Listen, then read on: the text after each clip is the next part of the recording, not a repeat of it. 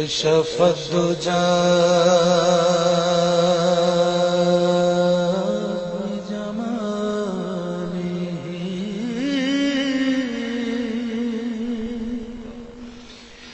حسنت جميع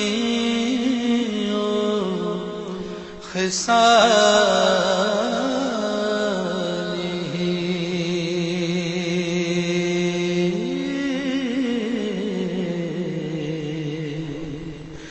صلوا عليه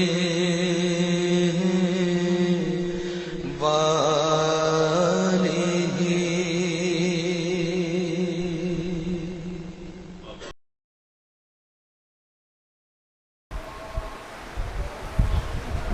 اسی کے بارے میں کچھ کہا نہیں جا سکتا.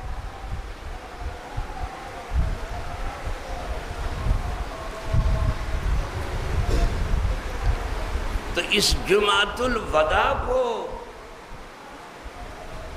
جب آپ وداع کریں تو اسی کے ساتھ ایک چیز کو اور بھی وعدہ کر دیں. اب لوگوں کو لگ رہا ہو وہ کیا وعدہ کر دیں اور کس کو رخصت کریں.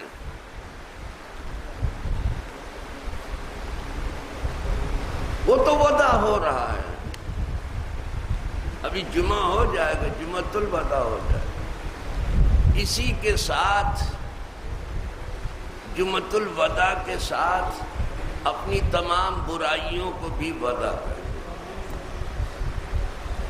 صرف جمعہ ہی کو نہیں، یہ جمعۃ الوداع ہے، آخری جمعہ، اس کو رخصت کریں.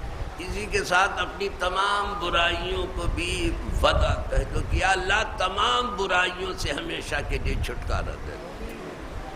پڑھائیں گے اس کے اوپر الوداع الوداع برائی پر. ہمیں باہر مسجد کے نکلنے کی دیر ہے، جمعہ پڑھ کر پھر دیکھو شانیں مسجد کے باہر سے ذرا سا قدم نکالے میں ذرا دیکھیں بھی شان ان کی. یہ تو رمضان آیا ہی تھا ستھرا کرنے کے، پاک کرنے کے.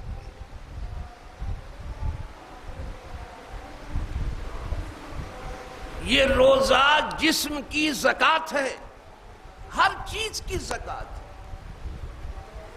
کوئی چیز ایسی نہیں جس کی زکوٰۃ نہ ہو. جسم کی بھی زکوٰۃ ہے، روزہ ہے. یہ تو ستھرائی کرنے کے لیے آیا تھا. جیسے مال کی زکوٰۃ مال کو ستھرا کرتی ہے اور مال کو بڑھاتی ہے، اسی طرح سے روزہ جسم کو ستھرا کرتا ہے اور جان کو بڑھاتا ہے. جسم ستھرا ہوتا ہے، جان بڑھتی ہے. دیکھنے میں جسم کی طاقت گرتی ہے. کچھ لوگ گرنے نہیں دیتے جلدی سے، بڑا اہتمام کرتے ہیں. کچھ لوگ گرنے نہیں دیتے، اس لیے کہ سحری میں حفظ ما تقدم ہے اور افطار میں تلافی ما فات ہے. کچھ لوگوں کی بات کرتے ہیں.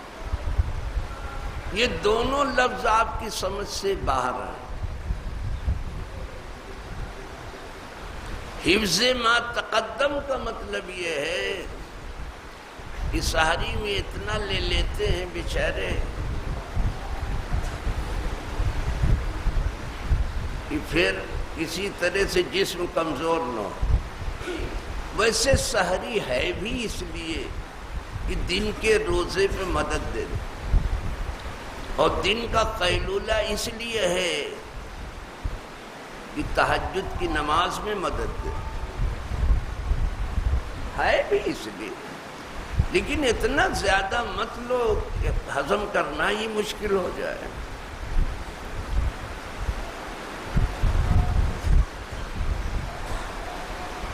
رشتہ پشتہ بقدر ضرورت۔ افطار میں بھی آپ لیتے ہیں، کوئی حرج کی بات۔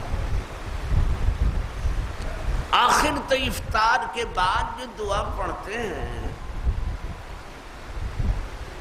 تو ان دعاؤں میں ایک دعا یہ بھی ہے کہ ذہب الظمأ وابتلت العروق وثبت الاجر انشاءاللہ، پیاس گئی،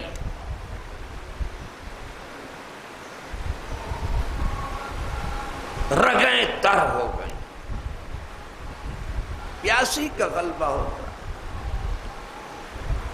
یہ دو کام تو یہاں ہو گیا، پیاس تھی وہ گئی، رگیں خشک ہو رہی تھی تر ہو گئی، یہ دو کام ہو گیا۔ ابھی کچھ باقی ہے، وہ بھی دعا میں ہے، وہ ثبت الاجر انشاءاللہ، اور روزے کا اجر ثابت ہو گیا اگر اللہ نے چاہا،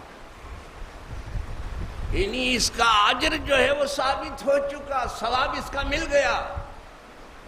روزہ اگر روزہ ہے تو جنت ہی میں جانا ہے۔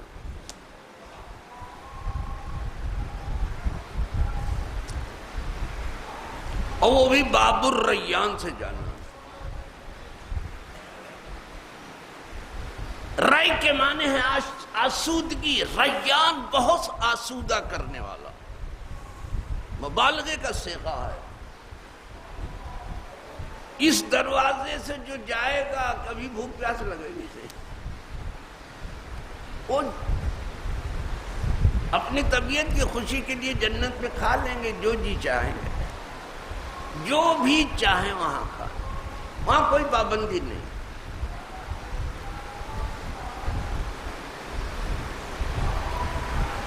پابندی یہی ہے، وہاں جو چاہو سب ملے، ما تشتہی انفسکم ولکم ما تدعون، جو تمہارا جی چاہے لو، اور جو تم مانگو وہ ملے۔ یہاں بادشاہ ہفت اقلیم بھی چاہے کہ سب مل جائے تو کہاں ملتا ہے؟ ہر چیز کہاں ملتی، وہاں سب کچھ، ادھر سے جائیں گے۔ لیکن اچھا ہے کہ باب الریان سے بھی جاؤ، باب الصلاۃ سے بھی جاؤ، باب الزکوٰۃ سے بھی جاؤ، ہر دروازے سے جاؤ۔ جیسے کہ صدیق اکبر نے پوچھ ہی لیا تھا کہ حضور ہر نیکی کے لیے الگ الگ دروازے ہیں، جو نماز میں بہت اپنی جان کھپاتا ہے وہ باب الصلاۃ سے جائے گا، اور جو بڑے خوشی دل سے اپنا مال اللہ کی راہ میں لٹاتا ہے باب الزکوٰۃ سے چلا جائے گا، اور جو بڑے خوشی دل سے بڑی نیک نیتی سے بہت انشراح صدر کے ساتھ روزہ رکھتا ہے، سب برائی سے الگ تھلگ ہو کر، عیاری، مکاری، دغا بازی، جھوٹ پر سب سے الگ ہو کے روزہ رکھتا ہے، وہ باب الریان سے جائے گا۔ سب کے لیے الگ الگ۔ حضور کوئی ایسا بھی ہے کہ جس کو حکم ہو کہ جنت کے جس دروازے سے چاہے چلا جائے، فرمایا اے ابو بکر میں سمجھتا ہوں تم انہی میں سے ہو، وارجو ان تکون منہم، یوں بنو، میں سمجھتا ہوں ابو بکر تم انہی میں سے ہو، اور لوگ بھی جائیں گے لیکن ابو بکر جو ہیں امت میں سب سے پہلے۔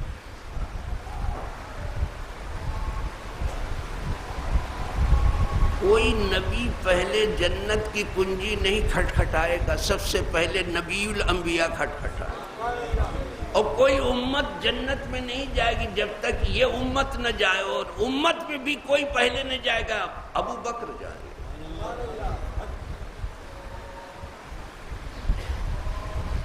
یوں نیکی چاہیے۔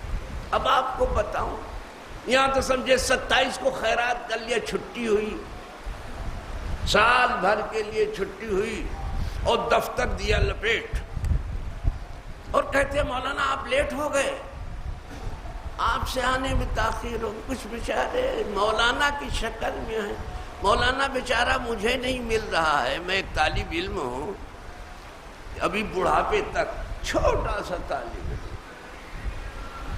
بڑھاپا میرا بڑا سا ہے، میں چھوٹا ہوں، مجھے مولانا صاحب نہیں مل رہا ہے۔ بیچارہ ان کو ہر آدمی جو داڑھی رکھ لے مولانا صاحب،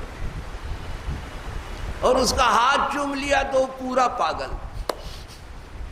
اس نے کہا وہ بلا پڑھے لکھے لوگ ہاتھ چومتے ہیں، تھوڑا جبہ پہن لو، تھوڑا امامہ پہن لو، بس سب ہاتھ چومنے لگتے ہیں، پاؤں چومنے لگتا ہے۔ بس کیا ضرورت پڑھنے لکھنے کی اگر اتنی بات پر سب ہے تو؟ کچھ نہیں، ہمیں مجھے نہیں مل رہا ہے۔ ہم تو مولانا کو تلاش رہے ہیں کہ مولانا ملے۔ جو خود مولانا ہے وہ کہتے میں تو مولانا تھا ہی نہیں، سمجھتا تھا مولوی ہرگز نشد مولانا رو تا غلام شمس تبریزی نشد۔ مولانا روم مولانا تھے ہی نہیں جب تک حضرت شمس تبریز رحمت اللہ علیہ کے غلاموں میں داخل نہ ہوئے۔ جب تک اللہ والوں کے قدم میں نہ آ جائے بندے کدھر ہیں؟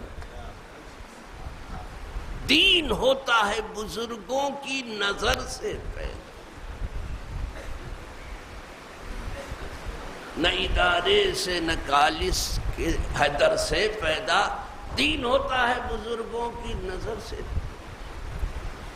یہ فیضان نظر تھا یا کہ مکتب کی کرامت تھی؟ سکھائے کس نے اسماعیل کو آداب فرزند؟ کسی مکتب میں پڑھا تھا؟ کسی ادارے میں پڑھا تھا؟ کسی خانقاہ میں سیکھا؟ کچھ نہیں۔ یہ نگاہ خلیل اللہ کا فیضان تھا جس نے یہ ادب حضرت ذبیح کو سکھا دیا کہ باپ کہے لیٹ جاؤ چھری کے نیچے تو لیٹ جائے۔ یہاں باپ کی ایک بات نہیں برداشت کر، چلو۔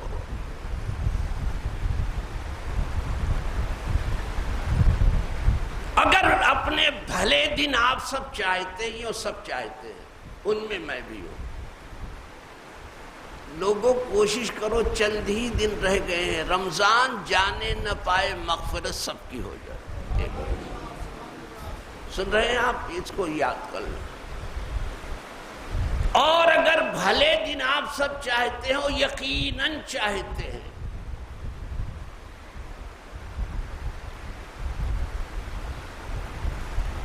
وہ سیاسی بھلے دن کی بات نہیں کر رہا ہوں کہ اب بھلے دن آنے والے ہیں اور برے دن جانے والے ہیں، میں اس کی بات نہیں کر رہا ہوں۔ وہ تو برا دن جائے گا تو بھلا آئے گا ہی، صبح جائے گی تو شام آئے گی، شام جائے گی تو صبح آئے گی، وہ تو ہے بھی ایسا ہی۔ لیکن وہ سیاسی گفتگو نہیں کر رہا ہوں، اس کو اہل سیاست جانے۔ اگر بھلے دن صحیح معنوں میں چاہتے ہیں کہ پھر برے آئیں ہی نہیں، تو اپنے گھر میں اپنے ماں باپ کے قدم پکڑ لو، اور یہ آنکھ نہ بند کرنے پائیں اس سے پہلے تم جنت میں پہنچ جاؤ۔ یہ نوٹ کر لو، ہر آدمی نوٹ کر لے۔ یہ پریکٹیکل گفتگو کر رہا ہوں آپ سے، ہوا میں الفاظ نہیں بگھیر رہا ہوں، کوئی بزلہ سنجی نہیں کر رہا ہوں، کوئی لطیفہ گوئی نہیں کر رہا ہوں، کوئی وقت گزاری نہیں کر رہا ہوں، ٹائم پاس نہیں کر رہا ہوں، واہ واہ نہیں کر رہا ہوں۔ یہ بالکل صحیح ہے۔ یہ جانے نہ پائیں اس سے پہلے تم جنت میں جاؤ۔ جنت میں جانے کیا پہلے مر جاؤ؟ مرے کے بغیر تو کہاں جنت میں جائیں؟ یا ماں باپ سے پہلے ہی مر جاؤ؟ کوئی لوگ سمجھیں گے کہ ایسے ہی مولانا کہہ رہے ہیں ان سے پہلے ہی تم ڈھنگ جاؤ، اس سے پہلے ہی لڑک جاؤ، تو یہ مطلب نہیں ہے۔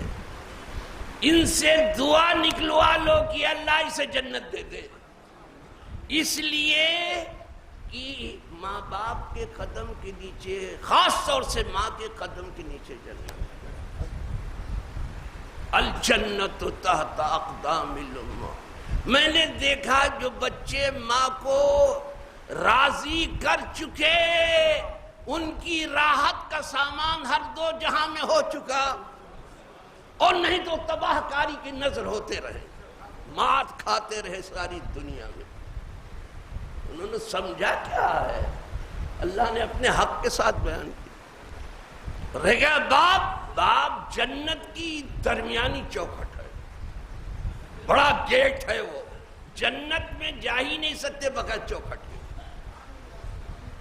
جب تک باپ پرمیشن نہ دے آپ نہیں جا سکتے، اس کو نوٹ کر۔